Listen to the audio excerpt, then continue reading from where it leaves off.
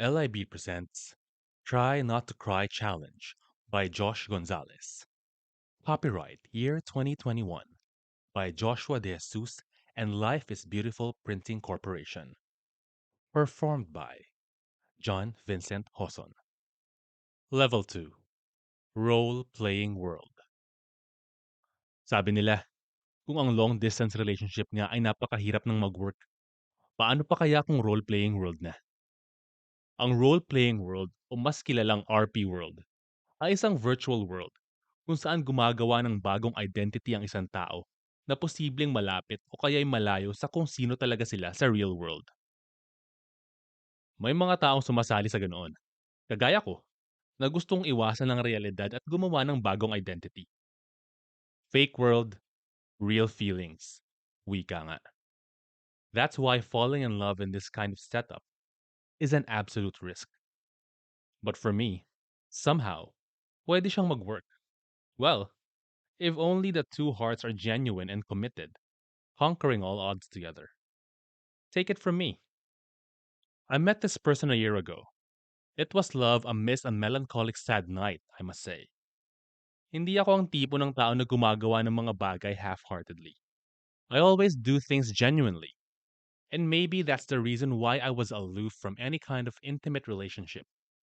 But she was different. She was something that words alone couldn't describe. It all started when I saw her photo online. Lahat kami sa group na yun ay peke ang ginagamit na pangalan. Hindi naman kami poser. Gumawa lang kami ng bagong identity to express something that we couldn't do and say in real life. Of course, I knew my limitations. Hindi ako naikipag-away o naikipag-interact out of explicit acts. I joined this fake world for anonymity. I wanted to voice out how stressed I was, how sad I was, and how fucked up my days went. Until one day, may isang role player na nag-reveal ng totoong mukha niya sa group. We call that face reveal. She looked fine, I admit. Pinagkakaguluhan siya sa comment section and I didn't wonder why. Nag-heart react na lang ako at nag-scroll down.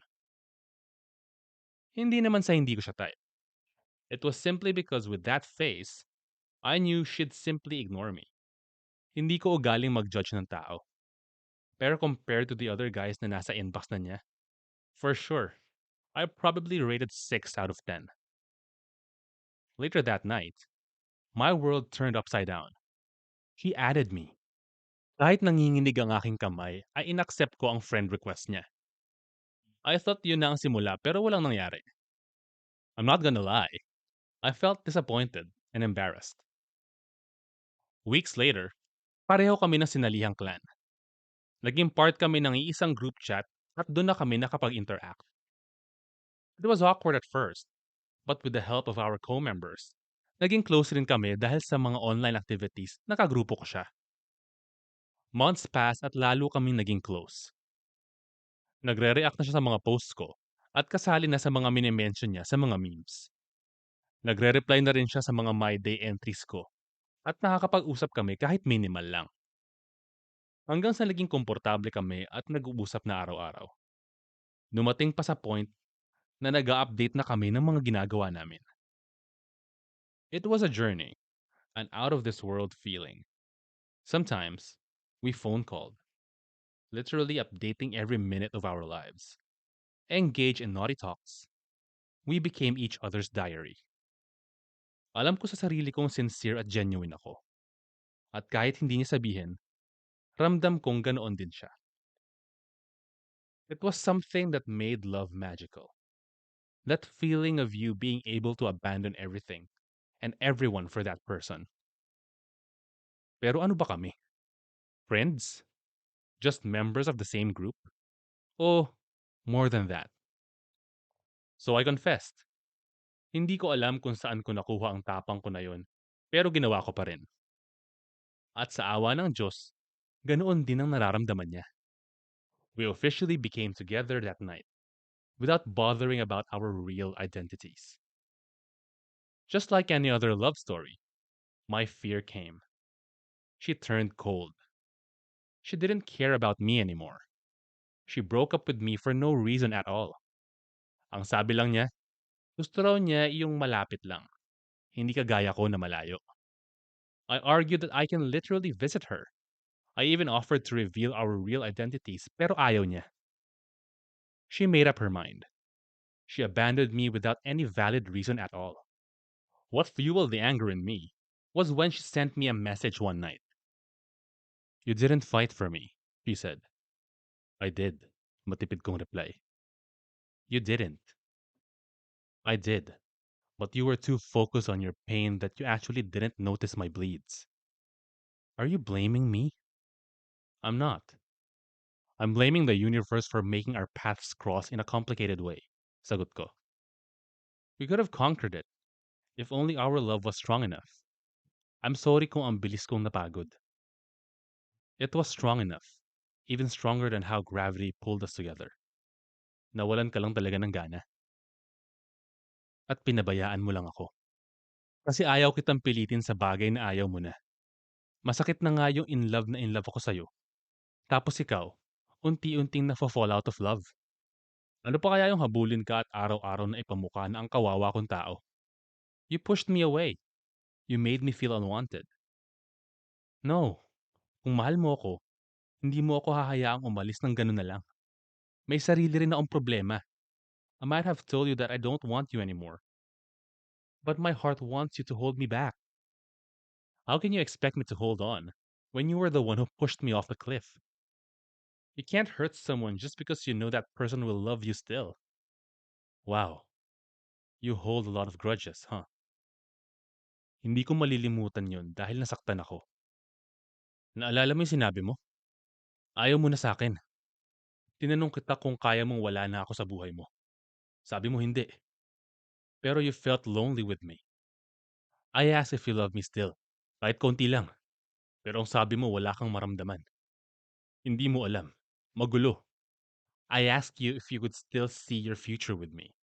Ang sabi mo, ayaw mong isipin. Tingin mo ba hindi ako nasaktan doon? Huminto ako sa pagtatype at isinend yun. Tumingin ako sa kisame dahil ramdam ko na ang pamumuo ng mga luha ko. Your words killed me. They murdered me. Sagot kong muli. They made me feel worse than worst. Grabe ang kirot sa dibdib. Paano kita hahabulin sa ganoong sitwasyon? Maybe, I really deserve someone better. But I've always wanted you.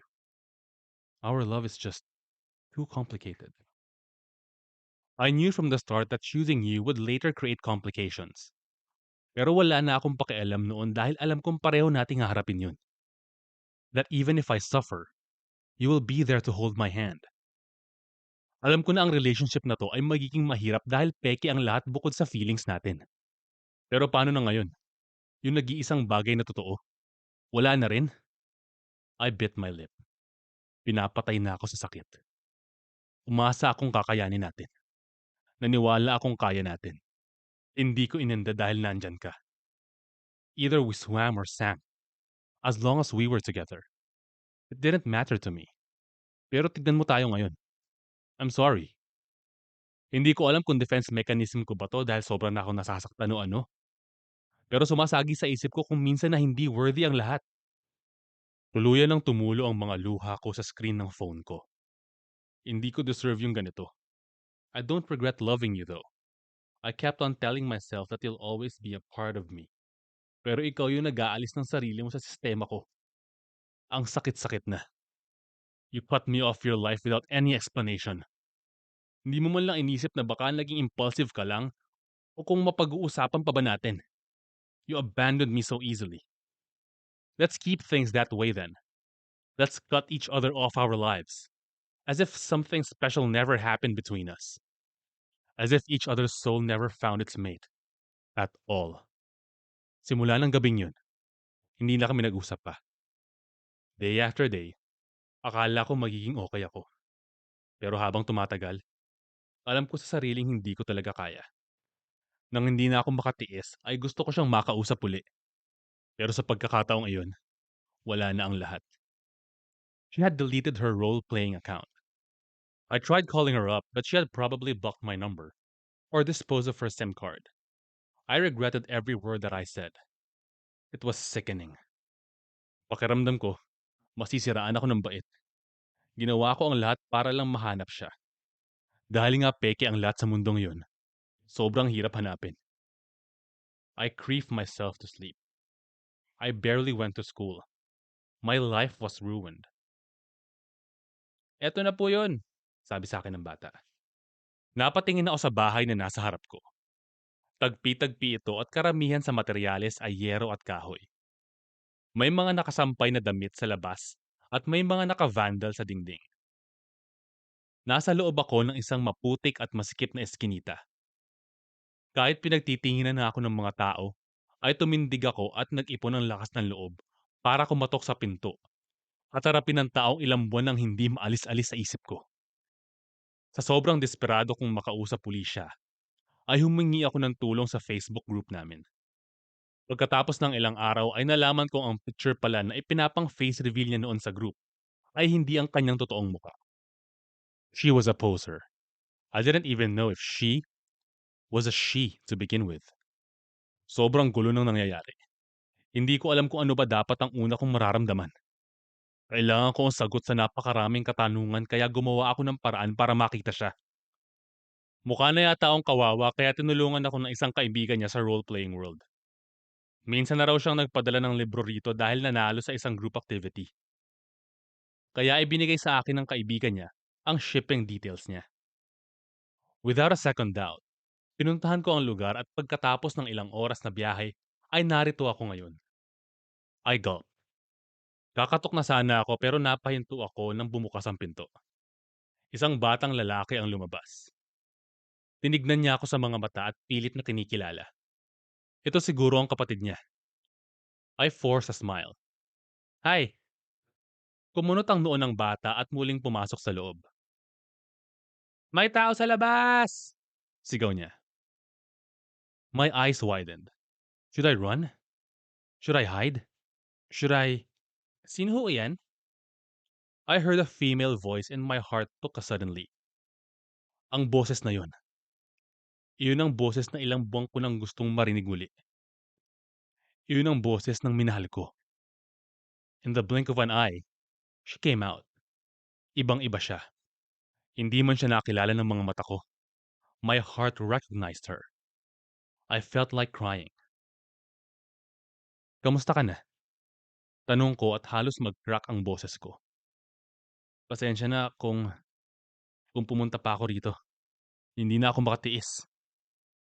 Kumunot ang noo niya. Ha? Baka hindi mo ako kilala. It's me, Lawrence. Lawrence C. Her eyes widened. Napaurong pa siya at halatang nagpanik. Anong ginagawa mo rito? Halos pabulong na tanong niya. Bakit ka... Ma! Sigaw uli ng batang humarap sa akin kanina at tumapit sa kanya. Ayun yung tao. I looked at her, confused. Bakit kanya tinawag na mama? She didn't answer. Naglikot lang ang kanyang mga mata. Pilit niyang itinatago ang tiyan gamit ang blazer niya. That was when I realized she was pregnant. My lips parted. I looked at her with pain undoubtedly visible in my eyes. I'm sorry, I heard them mutter. I'm sorry, Lawrence. I couldn't process everything. I couldn't absorb them at all. Sino ba yan? Sa isang iglap, isang lalaking may tattoo sa braso, sa leeg, at sa balikat ang lumabas. Wala itong suot na damit na pang-itaas. Kilala mo ba yan?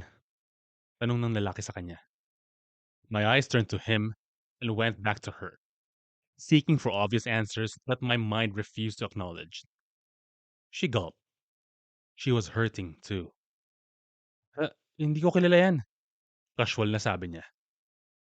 The next thing I heard murdered me alive. Baka napadaan lang.